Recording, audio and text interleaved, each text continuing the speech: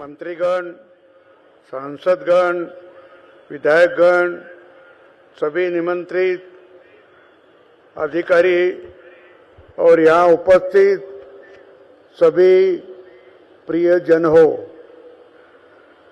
विद्यार्थी बंधुओं, 76वें गणतंत्र दिवस की आप सभी को कोटि कोटि बधाई एवं असीम शुभकामनाएं।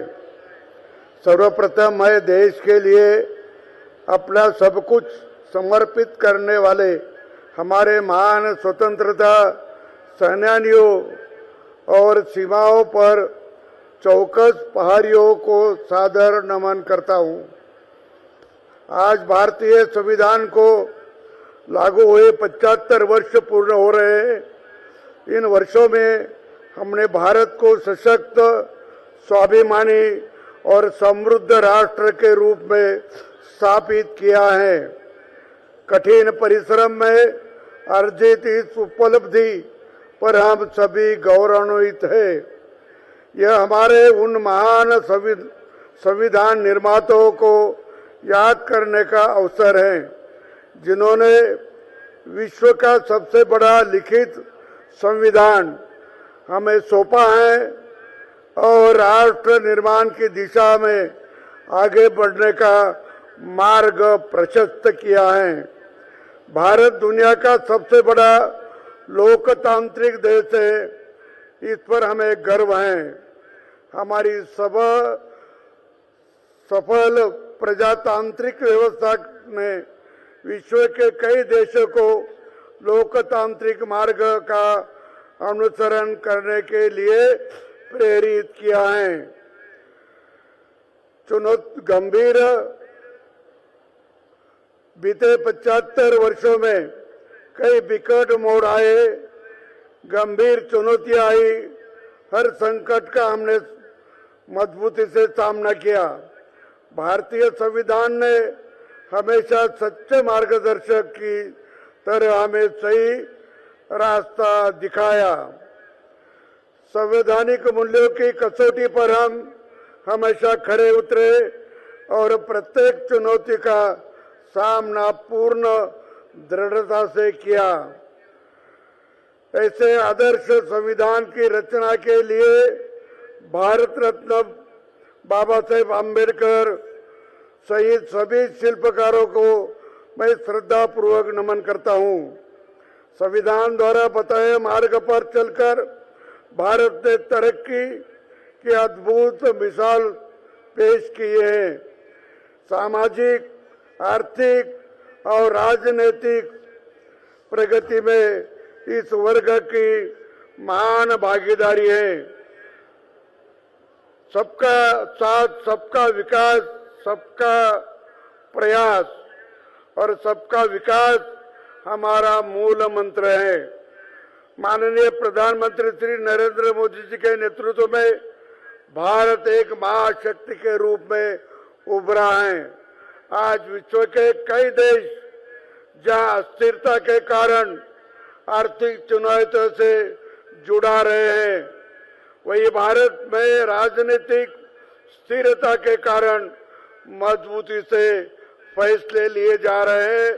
शासन के केंद्र में सुदृढ़, टिकाऊ एवं ऊर्जावान सरकार का होना देश की एकता और अखंडता के साथ इस सतत विकास के लिए आवश्यक है। मुझे प्रसन्नता है कि एक वर्ष में राजस्थान सरकार आम जन की आकांक्षाओं पर खरी उतरी है। आपको अग्रणी राजस्थान के संकल्पों को धरातल पर तेजी से मूर्त रूप दिया जा रहा है। विकसित Bharat, rising Rajasthan global investment summit 2024 का सफल आयोजन राज्य सरकार के ठोस इरादे को परिलक्षित करता है।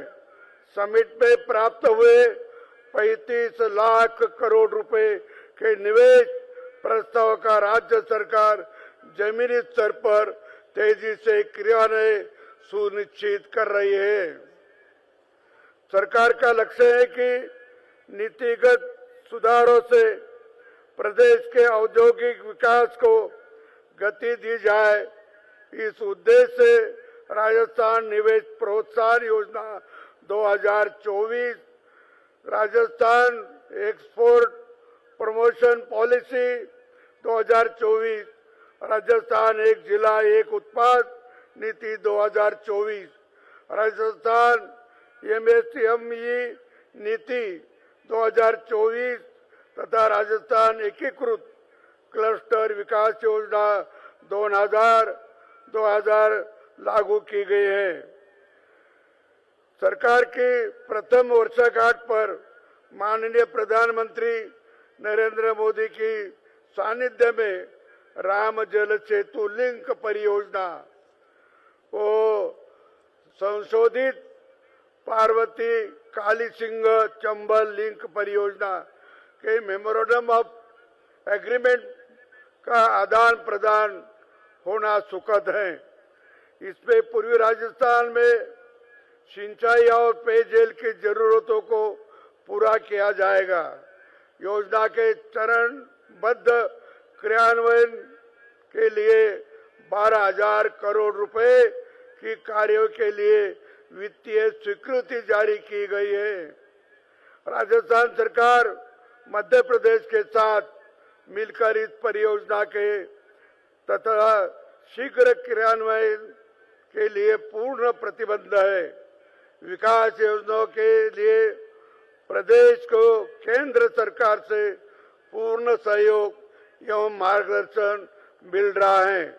ऊर्जा के क्षेत्र में प्रदेश को आत्मनिर्भर बनाने में हम मजबूती से आगे बढ़े हैं। राजस्थान अक्षय ऊर्जा तथा सौर ऊर्जा उत्पादन में देश का अग्रणी राज्य है।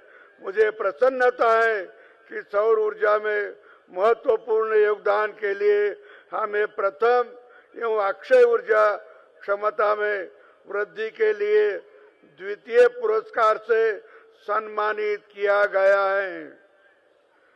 वर्तमान सरकार द्वारा प्रसारण तंत्र सुदृढ़ीकरण के लिए 400 केवी का एक, 220 केवी के दो, 132 केवी के वनडिस ग्रिड सब स्टेशन तथा 33 केवी के 123 सब स्टेशन स्थापित किए गए हैं। किसानों को ऊर्जा सुरक्षा प्रदान करने के लिए पीएम कुसुम योजना महत्वपूर्ण है। योजना में वर्तमान सरकार द्वारा करीब 315 मेगावाट क्षमता के सौर ऊर्जा संयंत्र स्थापित किए गए। राज्य सरकार ने गेहूं के समर्थन मूल्य पर 125 रुपए प्रति क्विंटल का बोनस देकर किसानों को आर्थिक संबल प्रदान करने की सार्थक पहल की है। सड़कों के सुदृढ़ीकरण पर विशेष जोर दिया जा रहा है। एक वर्ष में सड़कों के विकास पर 14,679 करोड़ रुपए का कर 8,868 किलोमीटर की नवीन सड़कों का तथा 11,602 किलोमीटर लंबाई में राज्य सड़कों का विकास किया गया है। समाज में बालिकाओं के प्रति सकारात्मक सोच विकसित करने एवं उनके स्वास्थ्य तथा शैक्षणिक स्तर में सुधार के लिए लाडो प्रोत्साहन योजना प्रारंभ की है। इसमें बालिका के जन्म पर 7 किस्तों में 21 वर्ष तक आयु तक 1 लाख रुपए की आर्थिक सहायता दी जाएगी।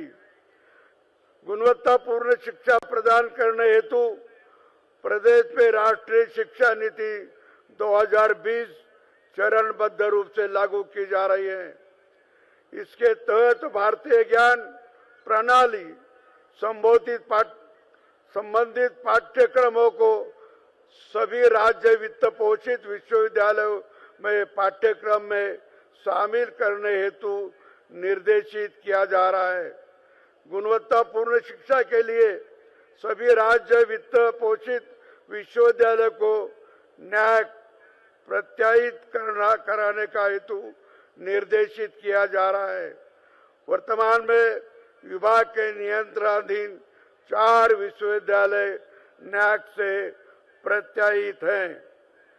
शालाओं में नामांकन बढ़ाने के तथा ड्रॉप आउट रोकने के लिए निःशुल्क पाठ्य पुस्तक, यूनिफॉर्म, साइकिल, लैपटॉप तथा ट्रांसपोर्ट वाउचर जैसी सुविधाएं सुलभ कराई जा रही है। इनसे आदिवासी, पिछड़े एवं घुमंतु समुदाय के बच्चे में लाभान्वित हो रहे हैं और शिक्षा से जुड़ रहे हैं। सरकार के राजस्थान रिफाइनरी के निर्माण को गति दी है। परियोजना का लगभग 83% कार्य पूर्ण कर लिया गया है। मैं आशान्वित हूं कि इस परियोजना को पूर्ण कर जल्द ही हम राजस्थान के विकास का नया अध्याय लिखेंगे।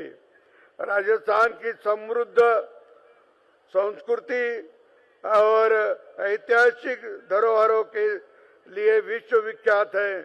यहाँ की सांस्कृतिक विरासत संजोए रखने तथा पर्यटन को बढ़ावा देने के लिए राजस्थान पर्यटन इकाई नीति 2024 लागू की गई है।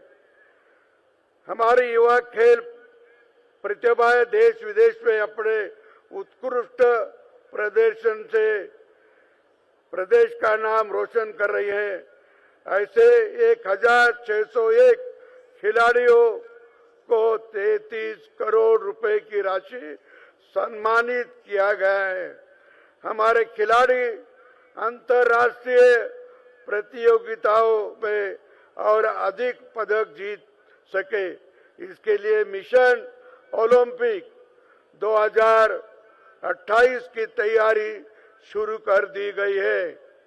मरुधरा को हरा भरा बनाने के लिए एक पेड़ मां के नाम अभियान व्यापक जन भागीदारी के साथ सफलतापूर्वक संचालित किया गया है। वरिष्ठ नागरिक तीर्थ यात्रा योजना में 18,962 यात्रियों को ट्रेन द्वारा विभिन्न तीर्थ स्थलों के दर्शन कराए। इनमें से 8,668 यात्रियों ने अयोध्या में रामलला के दर्शन किए। वही 1,067 श्रद्धालुओं को हवाई जहाज से पशुपतिनाथ की यात्रा कराई गई है। पूर्व प्रधानमंत्री स्वर्गीय अटल बिहारी वाजपेयी जी के देश में सूचित और सुशासन के प्रतीक हैं। उन्होंने भारत को परमाणु शक्ति संपन्न राष्ट्र के रूप में पुनर्स्थापित किया। उनकी 2 देन प्रधानमंत्री ग्राम सड़क योजना से देश को लाखों गांव सड़कों के जरिए विकास की मुख्य धारा में शामिल हुई। वही स्वर्णिम